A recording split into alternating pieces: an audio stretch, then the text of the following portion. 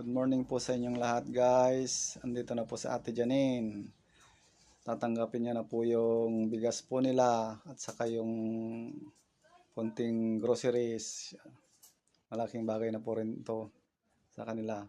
Guys, yung binigay po ni Madam Bilda Steen, yung si Ate Tis Bilda Steen, na bigas po at saka groceries na Dasolanos Reelers.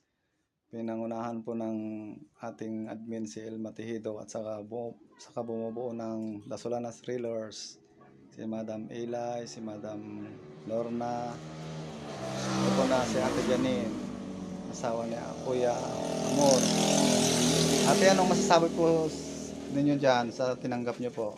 Marami pong salamat sa mga bumubuo nito. Dasolanos Reelers. Ito po ay napakalaking tulong po para sa aking asawa, hindi lang sa kanya, pati na rin sa pamilya niya.